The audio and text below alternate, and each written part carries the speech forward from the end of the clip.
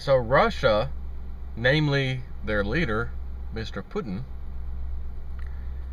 has created a new silver coin that basically marks the Crimea annexation from Ukraine. Is this a warning shot fired across the bow of the banksters in America from Putin, basically saying, I know your weakness, keep screwing with me, and you're going to find out that I know all about your gold and silver shortage? Is that what this means, or does this mean something else? So he's got a new... Let's take a look at this on my phone.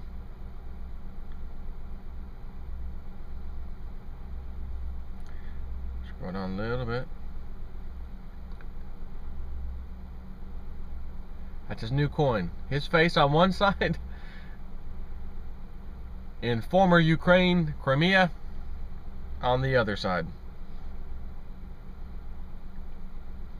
Commemorative coins bearing an image of Russian President Vladimir Putin, or Putin, are being minted at a Russian factory to mark the Kremlin's takeover of Crimea, it appears.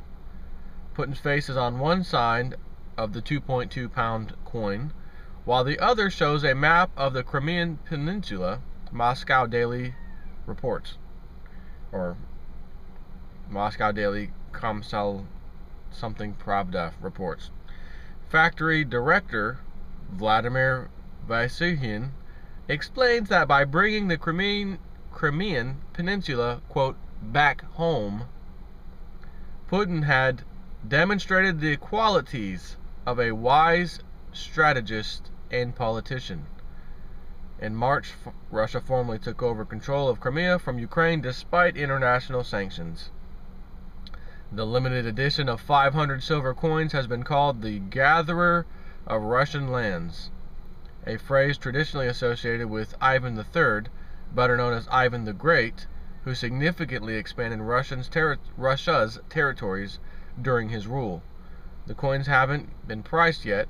Some of them may be sold, although they won't be used as currency, and the factory says it is planning to present some of them to the Russian leadership. This isn't the first time Putin has been featured on a coin. Russian website snob.ru says, ironically, in 2006, Ukraine launched a coin featuring the Russian president, marking 10 years of its national currency, the hryvnia. The coin was encrusted with precious stones and cost $500. So, is this like a little, little slap in the face kind of a thing to our wise leadership here in America? Because I think, honestly, this is my opinion, but I don't think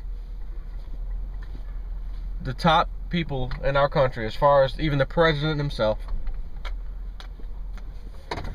politicians namely, Congress and president, probably don't recognize or even know about this precious metals issue. I would be willing to bet they have no idea. Now, little Timmy Geithner and whoever took over there, what's his name, on the Treasury, and the people in the COMEX, the whole banker society who basically is infiltrated inside the COMEX, inside and out, they probably know, obviously. But I don't think that our real, true leadership knows. And I have an idea they're going to find out when it all blows up financially.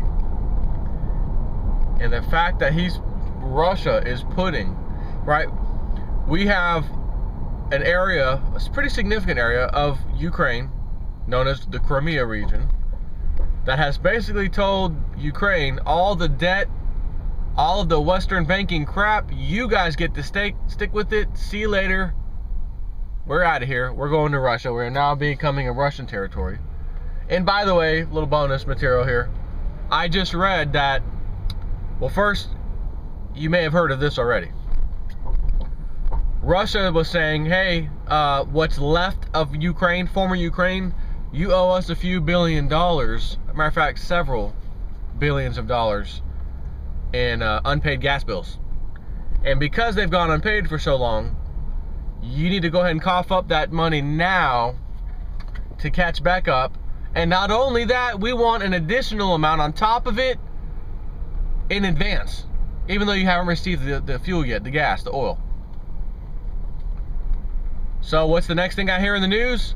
IMF approves another loan for like $16 billion. IMF approves a loan, which automatically means all member nation friends, America, Eurozone, right? All these, cough it up. Cough it up. We got to help Ukraine out. So we're essentially paying the bill. We're trying to act on sanctions. We'll put sanctions on them, and what is his response? Give me my money. You what? I lost. On second thought, let's go ahead and approve a loan and give Vladimir Putin his money. Wait a minute, tough guy. Where's John McCain's big mouth on this? Mr. Warmonger McCain, where's he at? Tell us what you'd do to the Russians if you were in charge, McCain. Oh, we know what you would do. You'd start World War III and it'd be over. So, I'm mentioning that because not only did they get their money that was owed to them by Ukraine, what's left of Ukraine, but they got a bonus payment on top of it for future payment, or for future oil that hasn't even been received yet. So I think if I look at that, I think I know who's in charge and who's winning this little tit for tat. And that would be Russia by far. We can say anything we want, sanctions, that doesn't matter, it means nothing. And the bonus material I'm going to give you is that right after that, I read that, it just happened. Next day, little news story, Russia to forgive North Korean, not South Korea, North Korea. Russia to forgive North Korean debt owed to it for gas supplies. If that's not a slap in the face, if that's not a punch in the mouth to us, Westerners, I don't know what is. You're gonna forgive North Korean debt, but tell Ukraine, former what's left of it, Ukraine, give me my money you owe us now, and give us future 2-3 months out, whatever, worth of money in advance for your gas and oil supplies. That is unheard of. Both of those. Both making a nation pay well in advance for gas that hasn't even gotten from you yet, received from you yet. And then, of all countries, letting North Korea not pay its bill and say, look, we'll just, don't worry about it. You're struggling? No problem, keep it. You don't owe us anything. And I find that also interesting because Dennis Rodman, of all people, who had been visiting North Korea and got a little pissed off at the news agencies who were trying to interview him and trying to spin it like, what do you know, like he's over there dealing with these terrorist nations. And he basically said, you don't know, you're not living here, you don't see what's going on, you have no idea. And basically was yelling at the news anchor guy for basically trying to spin it. And Dennis Rodman's definitely not the best person to have as your spokesperson, based off of the way he was talking when I heard him say it, how he was just kind of going off.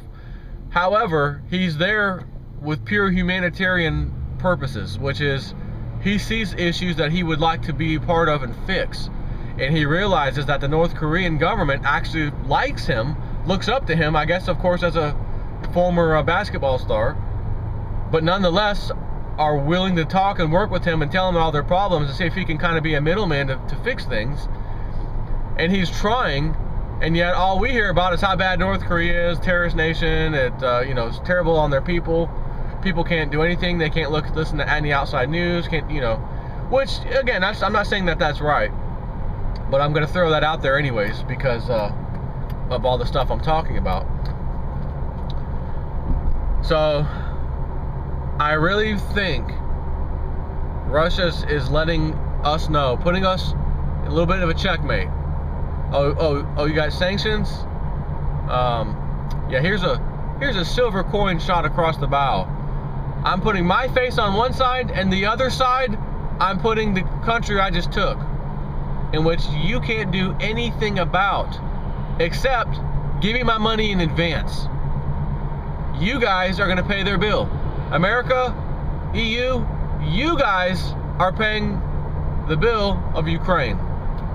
And not only that, I want next bill's invoice paid in full now, and I haven't even printed the bill, as a matter of fact. Just pay it up now. And what happened? Did we say, who the hell do you think you... No, we didn't. We said, sir, yes, sir. Sir, yes, sir, Mr. Putin. Or Putin.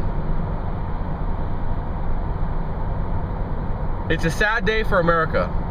But when you see this kind of thing happening, you see Harry Reid, scandal after scandal coming out about that sorry piece of crap. Him trying to take over the Bundy Ranch with his, you know, BLM. I mean, these people aren't even law enforcement. What the hell are they doing there? Who had the sniper rifles? I mean, I will venture and say that I don't believe personally, as I said before, when I saw that one guy with the weird beard looking thing, he was a Blackwater mercenary. And now he's over at the Bundy Ranch working for the government with the assault rifle on in front of him with full body armor on? Really? I'll tell you who the snipers were. I'll tell you who the people with the guns were. Most of them were probably military contractors. Because as our own Congress said, well, these people aren't law enforcement. The BLM isn't law enforcement. They can't like go over there and do that with guns. This has to be settled, you know, legally. So now, naturally, there should be a massive lawsuit. And the Bundys, I would go forward with it like you can't believe. Because the thing is, once you have a lawsuit that wins in your favor, any other time the BLM at that point decides, hey, let's go to Texas and try that. Oh, hey, let's go over here and try that. Wait a minute, we already have a court case that's been done and we lost for the exact same thing we're doing right now. Right? That's now known as case law. You can go look at a prior case and say, hey, here's how it's got settled, and we lost. You'd be a complete moron to even try to do something like that after you just lost a case, especially if you're the same person. Most people who look up case law would be someone being sued or someone suing someone else, and they need a case that happened previously that's pretty much identical or close to what their case is about, where they can go in court and even show the judge, hey, on so-and-so versus United States of America, they actually won because blah, blah, blah, blah, blah, and here's the case. Case number such and such.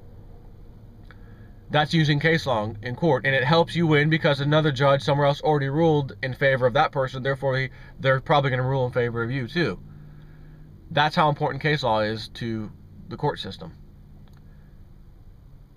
You do not want to be on the opposite side of that, on the BLM stance, or the BLM side, Bureau of Land Management, knowing that the Bundys just took you to court and won. Because if that happens, not only is it going to stop them from doing that again, but other cases that we never heard about, that they did in fact run the farmer or the rancher off, which they are coming out now saying, oh, this isn't the first time this happened.